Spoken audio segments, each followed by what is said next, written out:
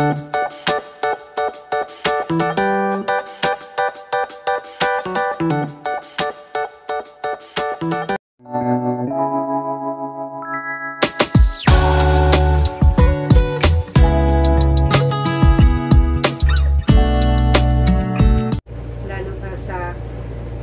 pala sa sa language, diba, yung first time mo, hindi ka pa marunong mag-Arabic. Paano mo naman na naintindihan yung salita ng amo mo? Diyos ko po. Diyos ko po, hindi ko pa alam yung mag-Arabic. Hindi ko pa alam. Tapos, kung mag-English naman ako, kailangan mag-English ka, dapat kailangan may ano din, may attachment din nga na ano, yung with or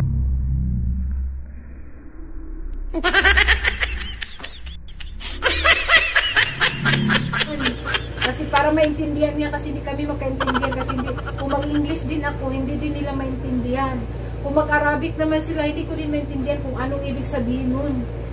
Kaya mahirap, pero may nagtuturo lang sa akin, no? Ito siya ang nagturo sa akin mag-Arabic. Tinuturuan ko siya, guys. Minsan nagtatanong siya kasi sa totoo lang, yung amo niya, tsaka yung amo ko ay magnanay. Oo. Palagi din kami minsan magkakasama, kaya nagsishare-share din kami ng ano yung mga problema, ano yung mga experience.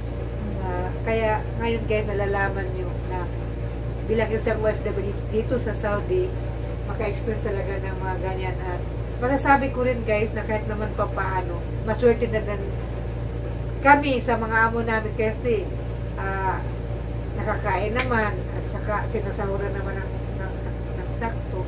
Kaya lang guys, di mo talaga maiwasan na yung mga ugali nila dito ay kumbaga kabalteran. Kumbaga hindi mo talaga maano kasi hindi mo minsan maintindihan kung ano yung mga ugali nila kasi may mga tupak. Grabe talaga guys. Sa awa naman ng Diyos, nakapag-survive din kami. Siya 5 years at kami 10 years na. 10 years na kami dito guys. Tiis-tiis lang, ganun talaga ang buhay OFW. Laban lang. Kahit minsan nahihirapan kami, minsan napapagod. Minsan yung mga, lalo na sa akin, may yung amo ko matanda na. Minsan hindi kami magkakaintindihan. Minsan nagsisigawan. Talaga guys, sabi ko, hindi talaga basta-basta maging OFW, lalo na dito sa gitnang silangan. At ang ano ko lang guys, okay naman dito, paswertihan lang ng amo. Kung makaswerte ka ng amo na okay naman sila, mahalin na lang natin ang trabaho.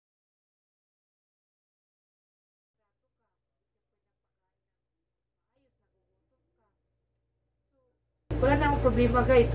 Tapusin mo lang yung 2 years contract at pwede ka na uuwi. Maghanap ka na ba ng panibagong amo? Huwag ka dito mag-isip na ay tatakas ako para mag-ano ako ng ibang amo. Hindi guys, kasi mas lalong mahirapan ka at lalong magkakaproblema ka. Kaya ang ano lang dito guys, kailangan tiis lang, mahabang pasensya, tapos hulihin mo yung loob ng mga amo mo. Ang number 1 talaga dyan, kailangan kumbaga, huwag mo sila maging mabait ka. Oo. Kung anong utos nila, sundin mo na lang. Kasi yun naman talaga yung trabaho natin. At saka, sundin lang natin yung utos nila na yung hindi naman nakakasama sa atin. Diba? Okay lang guys. At saka pag magsahod, ang kagandahan lang ng mga amo namin guys, tungkol naman sa sahod, buwan talaga nagbibigay. At sa akin, minsan, nag-advance pa ako. Dito din sa kanila, ayaw nila yung parati kang nagsusumbong, nagre-reklamo. Ayaw nila yun. Ayaw nila ng mga ganyan. Sa kanila dito na, lalo na yung amo ko, ayaw niya talaga yung magsusumbong. Oh, tapos, dito guys, ang may payo lang namin kung kayo ang pupunta dito sa gitnang silangan guys. Kung may mga nakikita ka sa kanila na hindi maganda, Huwag ka na magmaritis, magmirason. Hayaan mo sila guys. Bali, hindi natin ano yun. Hindi natin business. Kasi dito mas delikado. Bawal yan dito. Delikado Yung pag- marites ka. Oh, pero pag ano, kami lang magano ka. Pero wala talaga ano na kailangan magsumbong-sumbong pa. Hindi yan kasi dito delikado. Wala ka namang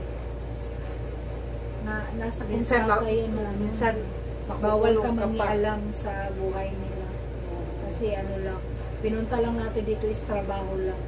Hindi tayo napunta dito para mangialam sa mga buhay nila. Oo. Pero hindi yan maiwasan guys na minsan mabentuhan yung halimbawa kami lang hindi ganun talaga. At saka ano pa yung nakalimutan natin.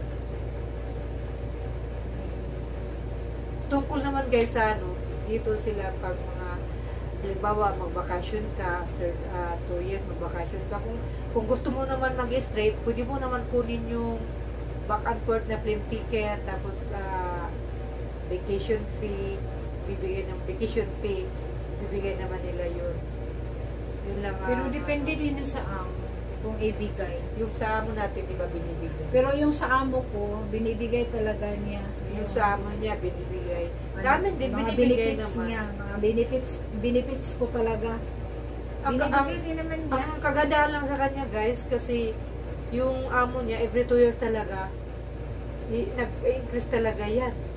100, no? Kasi 1.5 is R, tapos 1.6, 1.7, 1.8. Ano? 1.8 ka na?